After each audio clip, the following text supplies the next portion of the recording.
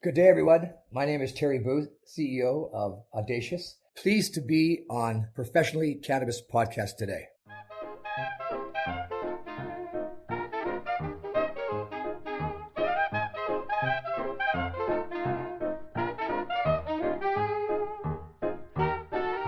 Hello, listener, and welcome to the Professionally Cannabis Podcast. Today, I'm joined by one of the most recognisable names for folks who operate on the business side of the cannabis industry, Terry Booth.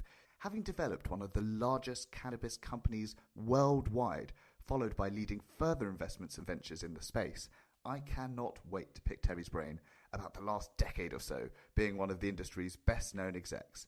With all that in mind, there's only one thing left to say. Terry, welcome to the Professionally Cannabis Podcast. Well, Jonathan, thanks for that intro. I feel all chubbed up now. I'm blushing. Wonderful, wonderful. Well, with your cheeks nice and rosy and everything else, of course, you know that our first and customary question on the pod is, what led you to the plant? Sure, great question. And I'll probably take some time, so bear with me if you need me off of that. But I've been quoted as saying that I sold cannabis for my dad in high school. And I'm not supposed to say that anymore, so I won't. From those meager beginnings in my early teens with my big brother Paul, I got married at a young age, 20, and put the pot away for a bit for extensive use. And next thing you know, I was in a regulatory industry. I'm a master electrician by trade, so I know a little bit about lighting and whatnot and the home grow.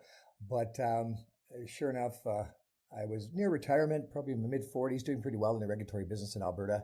And my partner, Steve Dalbler, who is anyone but a cannabis connoisseur, came into my office and was talking to me about getting into the space. And I didn't believe him. I was doing my bets. I was getting ready for golf. And I just sort of slough off. I thought he was pulling my leg. And no, he was dead serious. And Canada was changing from a medical system that had 4 patients per grow to a no limit on the number of patients per grow. So without getting into all the details, I went on what you called it a journey. I call it my pilgrimage. I'm looking into investing in a space because that's what it was at the time. These guys were looking for cash. They were in the old system with a small barn. I visited the barn just north of Calgary, maybe 3,000 square foot barn. Nice, tight, clean operation, great bud, good plants, very clean. And Chris Meyerson was the fellow that had this MMAR license, the previous licenses to the system in Canada. And they explained to us what they needed in order to make their dreams come true in the space and what was happening in Canada. Steve and I left with looking into it. And I then packed away my clubs and went on a bit of a trip across Alberta into the central British Columbia, Kelowna and the Kootenays, and ended up on the west coast, Vancouver. I made my way down, not all in one trip, various trips. I met a wonderful lot of people, if you will. I remember one of the trips in Kelowna, I was actually in a gray grow, if you will. It was underground, and you have to walk down these stairs, very steep, I'm talking about literally underground, not underground black market. And there was 2 sea cans connected to each other, and as I walked through this wooden sort of flimsy door, the lights were aglow, and the first instinct I had was to take my phone out and take a picture, and a big hand grabbed my shoulder, and it was no fucking pictures. And I realized then that perhaps I'm going a bit deep into my research, and made my way down to the west coast of Vancouver. And it was visiting the dispensaries. At that time, there were more dispensaries in Vancouver than there were Starbucks. And visiting those people and really opening my eyes to the medical side of it. I was always just an adult user of cannabis, didn't really get the medical side. But seeing these people, older people, not walking into a bunch of millennials playing video games, smoking weed. It was people that really needed this to deal with their various ailments. And it wasn't long before 5, 10, maybe 15 dispensaries in Vancouver, and the same song was being sang, and that was that this is an amazing plant. It's an amazing drug for medical reasons, and it's a very safe drug.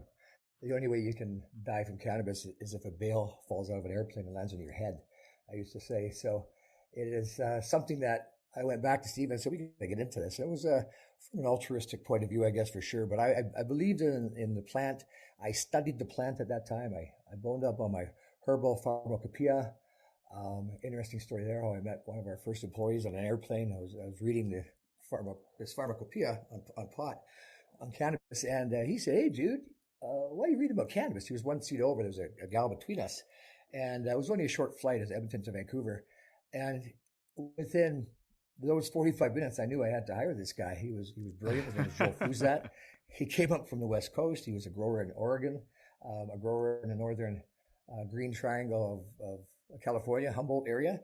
And he became employee number 6 of Aurora. At the time, we were called something different. But amazing guy. He's still with me. He's over at Alps. So he's part and parcel of our go forward into America. And the people that we brought on board early going, we were seen as a culture and community company, certainly from the West Coast. And then when we made an acquisition of a cannabis company called what was it called? It was a clinic chain. It was the very first acquisition. I should remember it. It wasn't Med Relief. It wasn't CanAmed. Those were big ones. But anyway, it was I'll remember it in a bit.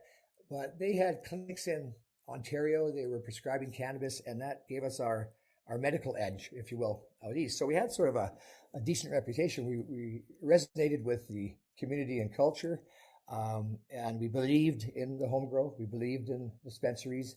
We were out front and center with respect to that belief. We believed in the home grow, but we also believed in the medicine, and that's what led to Aurora getting an excellent reputation on a global basis, I believe, in the medical space. So, that's pretty well how Aurora went. Then, of course, we had Sheila Philpott, a great name, health minister at the time in Canada, stand up at the UN convention and declare that Canada is going to be legalizing cannabis for adult usage, period, full stop. And that was a day to celebrate. And to do it on 420 was awesome for our country. And we led the way, I believe, and still continue to lead the way in medical cannabis and somewhat in adult usage. It's the only really federal legal system. It's not the best system. It needs some tweaks, but I did my time at Aurora. We built a great company there. 25 countries where I sat down with health ministers and talked them into selling weed, if you will, and imagine that experience. It was pretty cool. And certainly, we all went through it as CEOs of Canadian licensed producers. We get the boot. Eventually, you can't go from $10 to $2 without somebody taking a shot.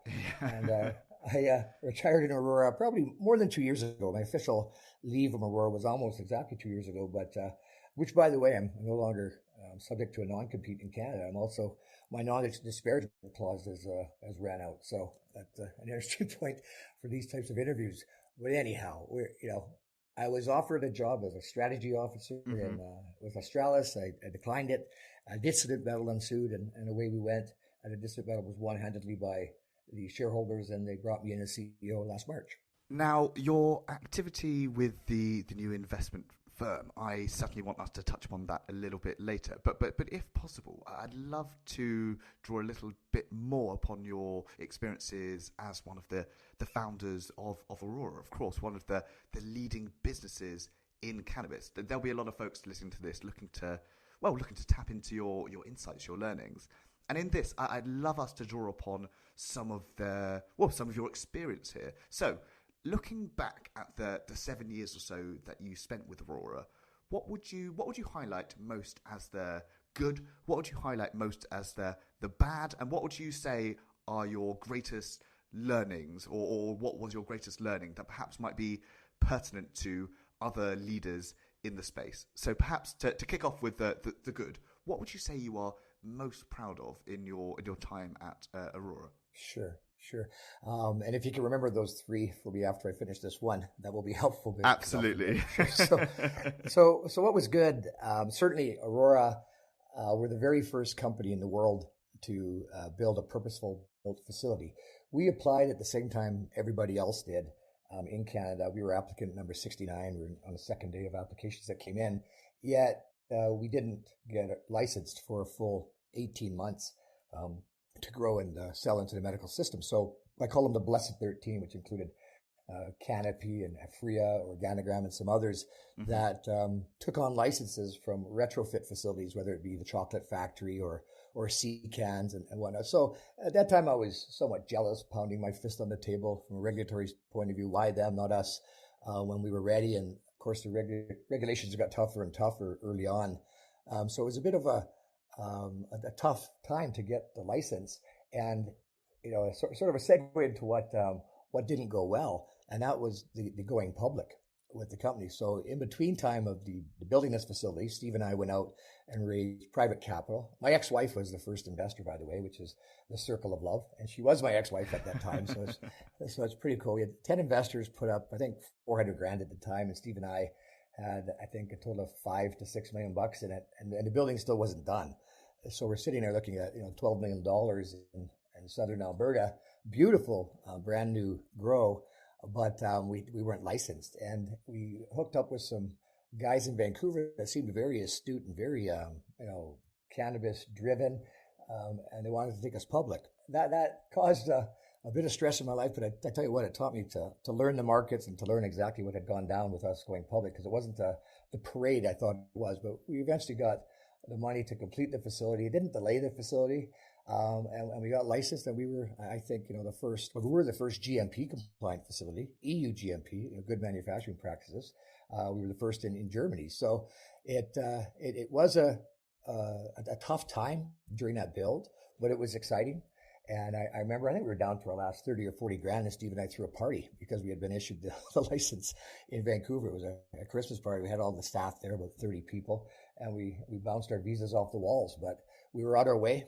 Money was coming. And at that time, if you remember, people were throwing money at cannabis companies. It was like throwing spaghetti on a wall. Whatever stuck, you got. And so that was a very good thing. And sure enough, we went out and raised some decent money. We did our first big deal, then another big deal. It was a square footage grab, if you will, early on, that determined your market value. And market value at that time was everything.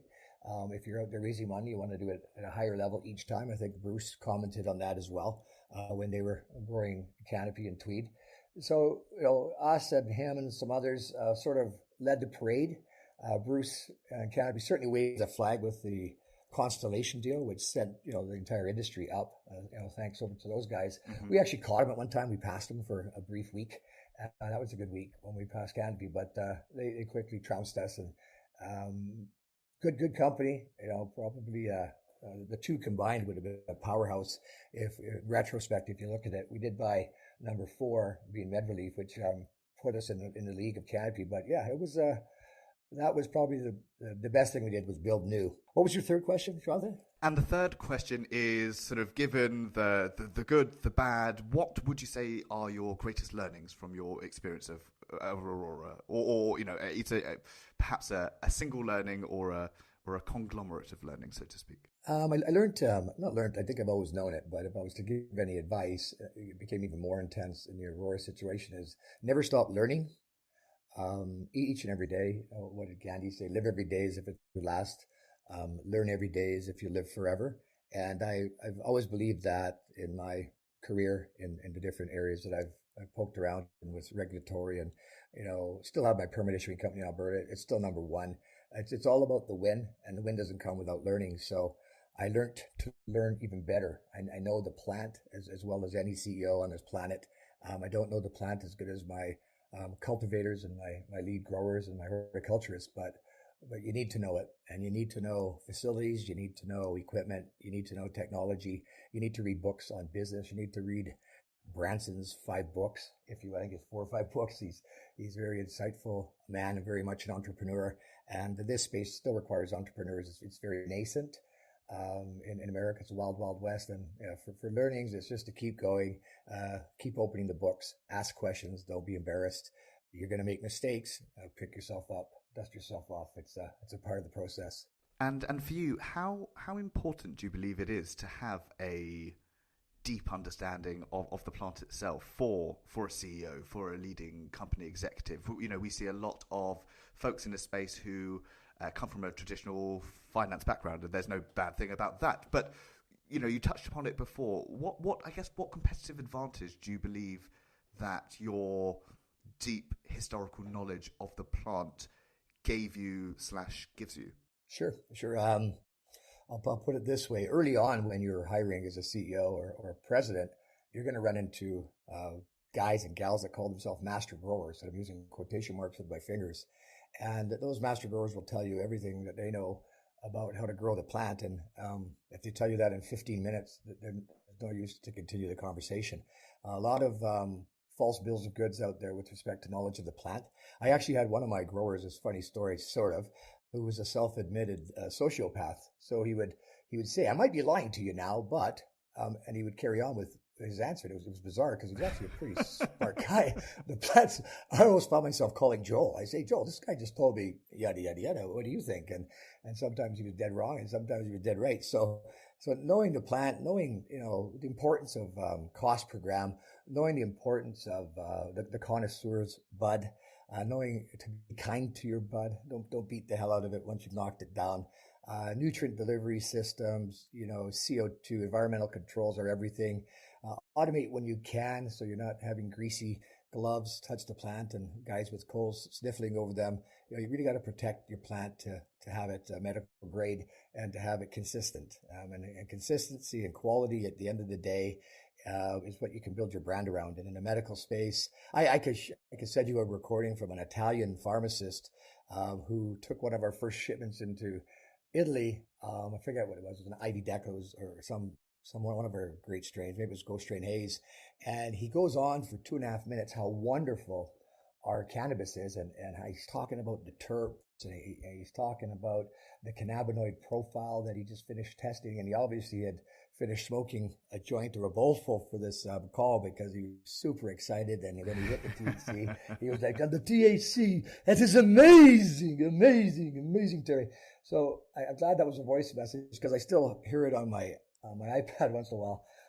When I'm listening to music, he comes on and he always puts a smile on my face. Such a passionate guy, and that makes you proud when you're growing a high quality plant. So, there's CEOs that don't need to know about the plant, but they better be trustworthy to people that are growing it for them when shit hits the fan. We used to get crop failures. That's a nightmare. I've been through that at Mountain, where it was one thing after another. It wasn't one thing; it was 7. And, you have to facilitate and narrow that pipe in a proper way. And, diseases in cannabis are systemic. You get powdery mildew in one corner of the building, you can bet it's not far away in the others.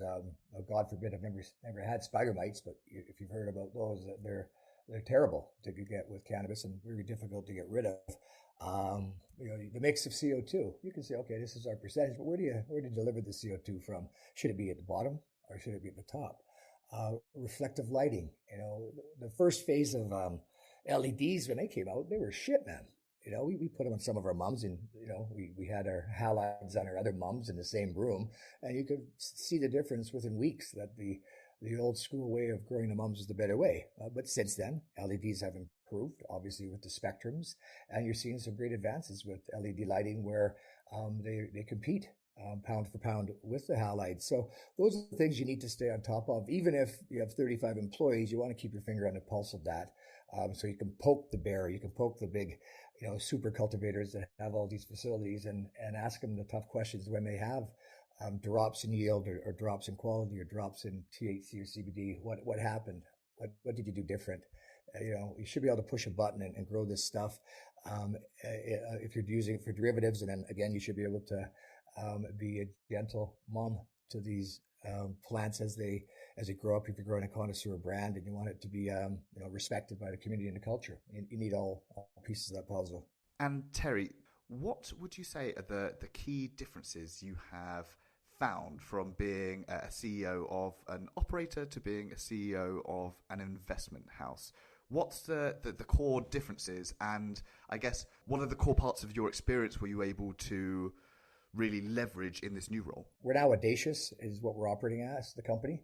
Australis Capital is no more. We're not an investment company. We're an MSO. When I joined Audacious on March 9th last year, we were only in Nevada, not even growing cannabis, had a deal to grow cannabis with Green Therapeutics, Dr. Duke Fu. And since then, we've closed the deal with Duke. He's our chief operating officer now, great guy, amazing talent with respect to derivatives and everything cannabis. We are now in Nevada, California, Oklahoma, Missouri. We've got a deal happening in Massachusetts. We've got people hitting the ground running in New York and New Jersey. We've got one of the best application writers in the country who came over from a company that obtained 65 licenses under his tutelage. So he's a rock star, Vince. And we're applying for licenses, looking at M&A transactions. But this is not an Aurora 2.0. I don't want 3,500 employees ever again. I don't want that type of burn without the support of the burn. You can't do that anymore in the cannabis space. It's not a land grab anymore. It's produce, make money, get EBITDA positive, get cash flow positive, do it in a smart way. Any of our M&A transactions that we do won't be humongous ones, certainly not at this market cap, but will be ones that are accretive to us. And we've done a few, case in point, loose beverages. We did that in California. It's a shot, a cannabis beverage shot. Always thought that was a great idea when I was at Aurora. They taste great. They get front counter, front shelf in dispensaries in Cali. And every time we run a batch, we sell out. We've only been selling them for 3 or 4 months, but great product, great brand. So Audacious is really a brand play, Jonathan. And it's the differences between America and the Canadian or global medical market are so different. America is the wild, wild west. We call it 50 countries instead of 50 states. You need to have your head around the different regulatory rules. There's limited license states. There's open license states. There's municipalities to deal with. You, of course, have the taxation issues with it still being federally illegal, which hopefully, the SAFE Act and the MORE Act and those types of things will pass and ultimately get closer to adult usage legalization, or at least decrim, but it's a ways away. In the meantime and in between time, there are U.S. companies that are doing a good job, even though they can't deduct their expenses off their revenue. Just imagine that for a company. That's what we're given. So you have to be tight. You have to be smart. Pick the right state. Certainly pick the right team. We've got a bunch of great temples on this exec with cannabis experience. The second level senior execs, the managers and whatnot, the directors, all dedicated to the cause. If I was to liken it to Aurora, it's the same feeling as a base team. You get that energy going. I'm a little bit of an energetic guy, so I think it spreads. I'm a very positive guy, and I like positive people, and we have that.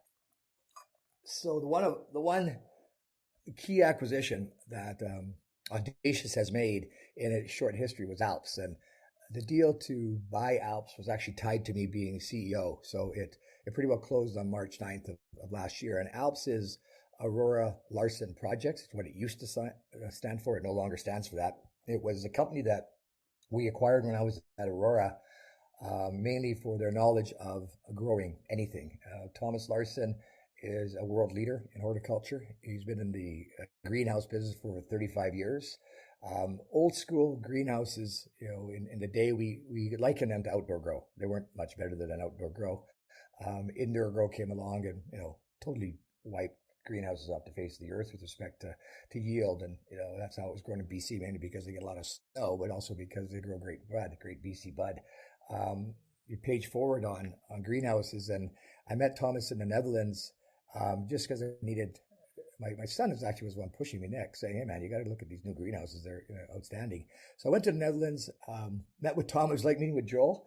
And by the way, those two are really tight now. It was Joel over at Alps, but I needed to have this guy. It wasn't about, geez, show me a cool greenhouse with a bunch of automation and conveyor belts and people, not touching the plant but working the facility to increase its efficiencies. And it was a lettuce. No, it was a tulip place. And I thought I literally could see the curvature of the earth. I might have been a bit stoned, but it was a massive facility.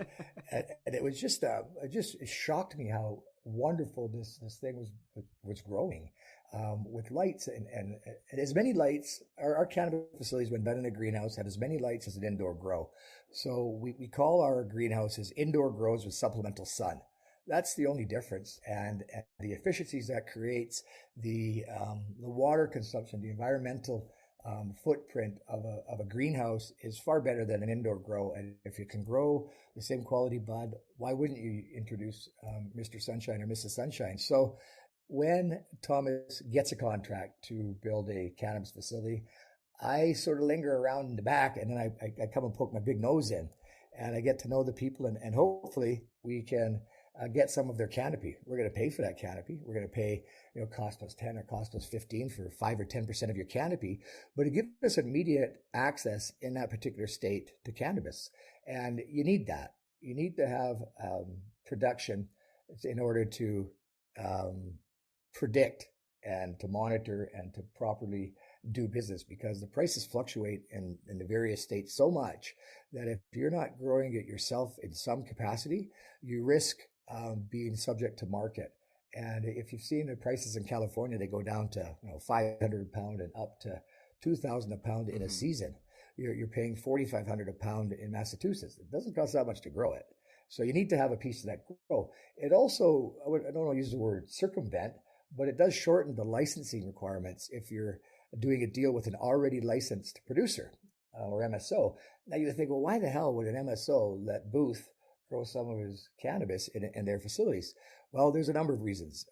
Number one, they're already deriving an income before the thing is built, right? They've got a contract for a supply. So that helps out with their bankers and their financiers. The other thing they have is they have full attention to their facility. As I said earlier, crops are systemic in their disease. And if someone's facility that we built has a problem, we're there with our cultivars, our brands, our cannabis. So we're going to take extra special care and make sure that problem is fixed. Add on the system that Alps has is called Apis, which is a post-construction, post-grow maintenance system of the plants themselves. And you've got a pretty good deal. So we've been able to sell that to a few companies now. It's working out. And it also reduces our CapEx tremendously. We're not spending a big CapEx dollar on building our own facilities. Not that we won't build and the smaller facilities. And America's going that way. It's sort of weird. You think New York State would want maybe 21 million square foot facilities. They don't. They would rather 50,000 square foot facilities and hundreds of them to spread the wealth and to spread the work. So those will ultimately be achieve type facilities, indoor facilities, and we're ready for that as well. So it's going to be cool when these bigger states come online. If you think about it, New York, New Jersey, and Pennsylvania combined is 80 million people in a adult usage system that is even more free to operate in than a Canadian one, with all the restrictions up in Canada on the brand side. So we're not behind the eight ball. We're not up with the big pack, but we're an MSO 3. I class that as below 100 million market cap, and we're trading around 30. We want to be an MSO 2 very soon, and that's creeping in on the 100 to 500 million market cap, and ultimately an MSO 1 with a market cap of north of 1 billion. That's our goals. We're well on our way to doing that. Extremely undervalued now, in my opinion, and you can check us against our competitors. But it's going to take some time to put the quarters in the books and get those chins up. I think you say that in Britain, stiff upper lip to the existing shareholders. We're now a vibrant company with the Alps and Green Therapeutics and the Loose guys. We're buying some dispensaries as well. We're in around 150 employees, and every one of them is, from what I can see, is working very hard at making this an audacious success story. So I'm pumped. And it's a great experience so far. Excellent. And Terry, as our time starts drawing a little bit closer to the end, perhaps a final question, and to draw upon something that you mentioned earlier. You were speaking about the multitude of different states in the US and their different levels of cannabis readiness, so to speak. You mentioned about New York, New Jersey, Pennsylvania coming online. I know in a previous life at Aurora, sort of the organization was looking to put flags in the ground across the world. I remember sort of in 2019, Denmark was a big thing where folks were looking at Europe. For you, for cannabis businesses in 2022, which markets do you see as the greatest opportunities, and why? And do you believe that there are any perhaps overlooked or undervalued markets that perhaps first movers or relative first movers can still really steal a march on other organizations? Great. Yeah, that's a good leading question for me to pump Audacious even more. We've recently signed a deal with a corporation in Thailand. And that's all the news is Golden Triangle. Very connected company. Thailand has legalized THC and CBD. They've not gone through all the steps, final steps with THC, but they're well on their way with CBD and having CBD as an ingestible that's allowed 100% completely. You know, the situation in the States, they're waiting for the FDA approval to have ingestibles approved. Many companies are still selling CBD infused ingestibles, but there's big companies on the sideline licking their chops on CBD. And, we tend to forget about it, but I've been in the boardroom with major beverage companies. You know, the rumors out there are true, if you will. The Coca-Colas of the world, Heinekens and whatnot were some years ago looking very closely at CBD as an ingredient in beverage lines. So you'll see that occur when the FDA get off their duff. They've been a little bit busy with this COVID thing over the last couple of years, but understandable. It's time for them to make a decision on it. The World Health Organization have come out and said there's no danger to CBD as an isolate, and other countries are taking that World Health Organization opinion, like Thailand, and putting it on the shelves in a legal manner. And who would have thought? Used to take a bullet for smoking a joint in Thailand, and now it's you're going to be able to get medical cannabis. Well, you already can, but they're not growing it yet. So there's a few hurdles to cross there. But from a global perspective, Southeast Asia, we're growing cannabis in Australia, the UK. Setting it up really nicely you want to be a part of it. This CBD, though, I do believe CBD cannabidiol will be bigger than adult usage cannabis once the branded ingredients start being allowed. And I think really America is the catalyst. Even China is waiting on the FDA in America to rubber stamp this ability to ingest in a safe way, and that is going to go boom. Well, Terry, it's been absolutely fascinating speaking with you today. Thank you so much for joining us on Professionally Cannabis. Jonathan, thank you. I enjoyed telling this story anytime.